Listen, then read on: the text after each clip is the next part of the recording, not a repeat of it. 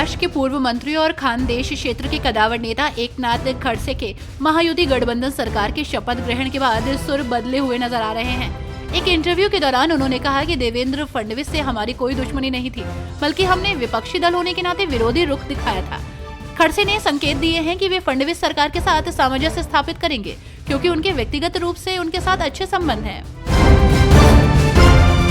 पश्चिम बंगाल की मुख्यमंत्री और टीएमसी चीफ ममता बनर्जी ने जब से इंडिया गठबंधन का नेतृत्व करने की पेशकश की है, तभी से विपक्षी नेताओं की अलग अलग प्रतिक्रियाएं सामने आ रही हैं। इस पर अब एनसीपी एसपी सांसद सुप्रिया सुले ने भी प्रतिक्रिया दी है। उन्होंने कहा कि अगर टीएमसी प्रमुख ममता बनर्जी विपक्षी गठबंधन के भीतर अधिक जिम्मेदारी लेती हैं, तो उन्हें खुशी होगी। महाराष्ट्र में देवेंद्र फडणवीस के नेतृत्व में नई सरकार का गठन तो हो गया है, लेकिन विपक्षी पार्टियां सत्ता पक्ष पर लगातार हमलावर हैं। एनसीपी एसपी प्रमुख शरद पवार ने दावा करते हुए कहा कि महायुति गठबंधन को भारी जीत मिलने के बाद भी राज्य की जनता में कोई उत्साह नहीं है।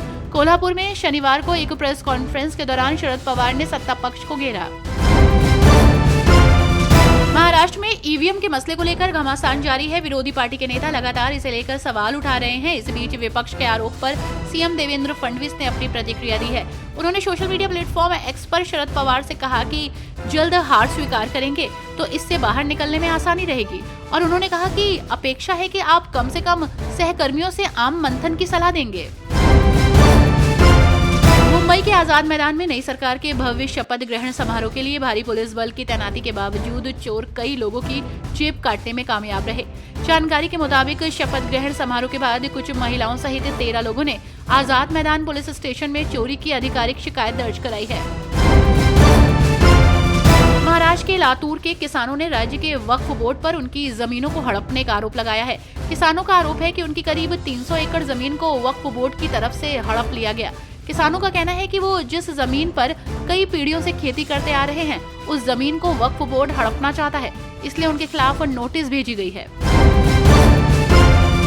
महाराष्ट्र विधानसभा चुनाव में हार के बाद क्या वहन मुंबई नगर निगम बीएमसी इलेक्शन में उद्धव ठाकरे की पार्टी अकेले मैदान में उतरेगी? मुंबई के सियासी गलियारों में 2 वजहों से इसकी चर्चा चल रही है। पहली वजह शिवसेना यूबीटी का कांग्रेस से मोहभंग होना है। हाल के दिनों में 3 ऐसे संकेत मिले हैं जिससे उद्धव की पार्टी का कांग्रेस के प्रति मोहभंग देखा गया है। शिवसेना यूबीटी एमएलसी मिलिंद नार्वेकर ने बाबरी विध्वंस की बरसी पर एक्स पर तारीफ करते हुए पोस्ट किया। इस पर समाजवादी पार्टी के विधायक रईस शेख ने नार्वेकर की निंदा की है और उनसे आग्रह किया है कि वे अपने समर्थन पर स्पष्टीकरण दें। समाजवादी पार्टी का कहना है कि ऐसा बयान बर्दाश्त नहीं किया जा सकता। समाजवादी पार्टी के महाराष्ट्र प्रमुख अब्बू आजमी ने महाविकास अघाड़ी से अलग होने की घोषणा की है। उन्होंने शिवसेना उद्धव गुट द्वारा बाबरी मस्जिद विध्वंस पर दिए गए विज्ञापन और सोशल मीडिया पोस्ट से नाराजगी जताई है। आजमी ने कहा कि वे इस मुद्दे पर पार्टी अध्यक्ष अखिलेश यादव से बात करेंगे। महाराष्ट्र विधानसभा चुनाव के नतीजों को लेकर एक बार फिर से सियासत तेज हो गई है। इस बीच उद्धव ठाकरे गुट के सांसद संजय राउत के विधायक भाई सुनील राउत ने अपने इस्तीफे की पेशकश कर दी है।